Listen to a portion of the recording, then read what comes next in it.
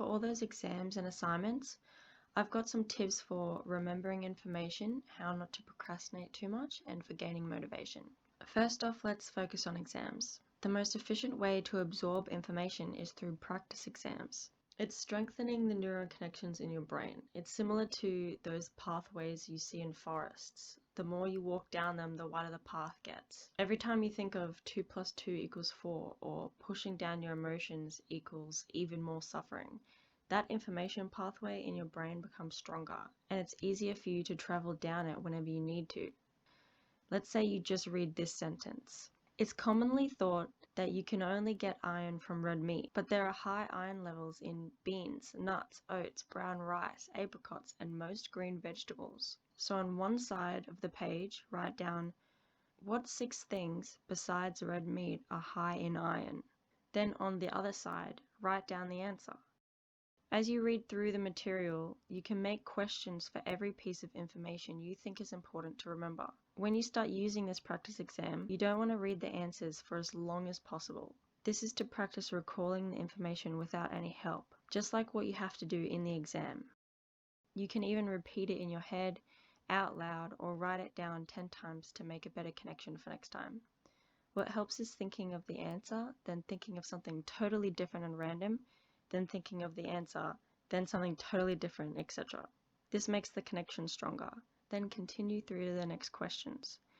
Go through the list over and over until you can recall every single question with no help. Make sure your study environment matches the exam environment. So if you take your exam in plastic chairs, make sure you study in a firm chair.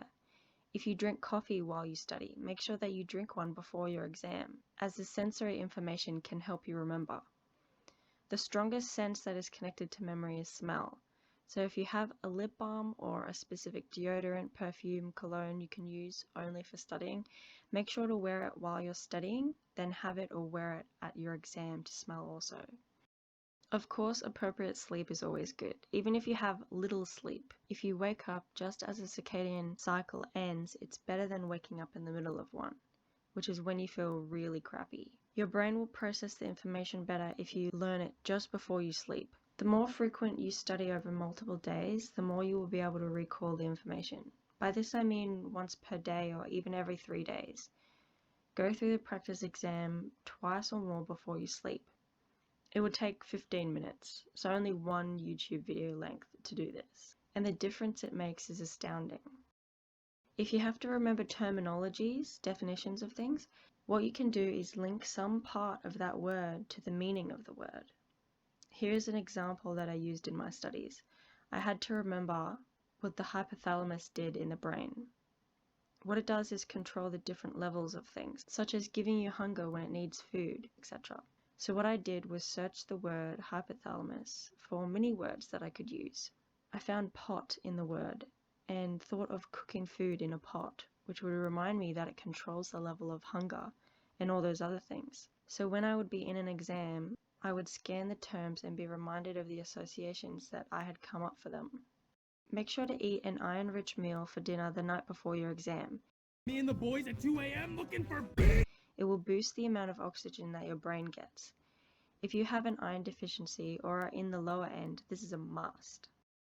Have you spent some time in your mind seeking the reason why you want to procrastinate? Are you afraid of failing? Are you afraid of succeeding? Are you afraid of how people will react? Maybe your brain is at its limit and it needs a rest. What negative emotion that this action has caused before are you holding on to? Introspection is your biggest tool here to find out why you do it and what you need that you aren't getting. Maybe you need to spend some time thinking about the negative emotional moment that is attached to doing this work. Maybe you need acceptance of whatever the result will be. No matter what, it is what it is, and I accept that. At least I'll be trying my best. When you find yourself procrastinating, don't think of it as procrastination. Give yourself permission to make it an official break from doing your work, and put a timer on for how long you want to have a break for. Because if you don't, the entire time that you are not doing your work, you are getting more stressed rather than actually relaxing. So make the break official.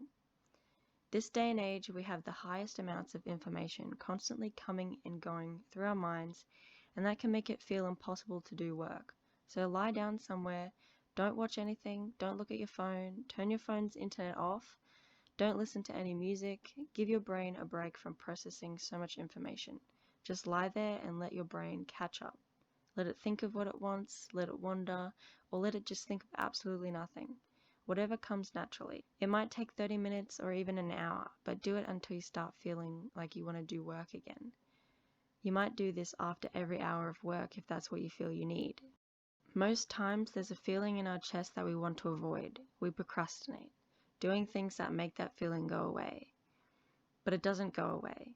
You just don't feel it for a bit, and it gradually becomes worse over time. Every time an episode or a video or a game ends, that feeling sinks back in, but worse than before.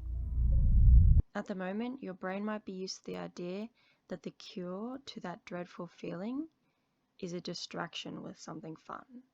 But I want you to start working on rerouting that idea.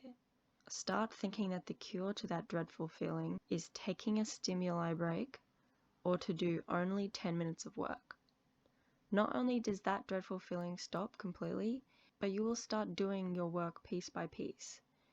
Don't see your homework or assignment as a whole event. See it as an in-between events task. Let's say you're writing an essay. It's the hardest to start, so make the start something really small. Your first task could be find credible sources on the topic and bookmark them, and that's all you have to do for that day. Don't even have to read them, just bookmark them. Next day, open a Word document and read only 5 sources and copy-paste quotes from them with their page numbers so you don't have to go looking for them later. Name the document quotes. Then the next day, do only 5 more. Once you're done, again, starting writing can be hard, so make it extra small. Maybe just aim for 1 sentence for that day. Your assignment is not an event, it's a little in-between task for today.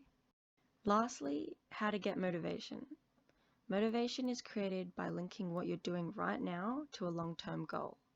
So make a long-term goal and realize that what you're doing right now is slowly getting you towards that goal. Other ways of motivation is, of course, rewards. You can reward yourself with 2 hours of gameplay if you complete half of your word limit, or you can tell yourself that you can treat yourself to your favorite dessert once you've completed all the tasks of the assignment. Another aspect of motivation is social consequences or encouragement.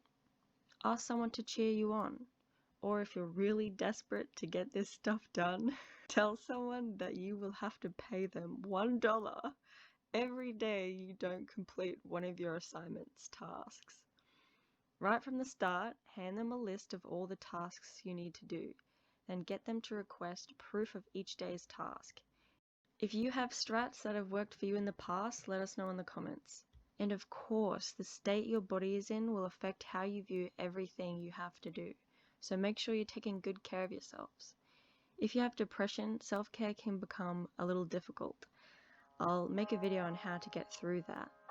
If I've already made it, then it's up on the screen right now. If not, then it's still on my list. In the meantime, get some sunlight.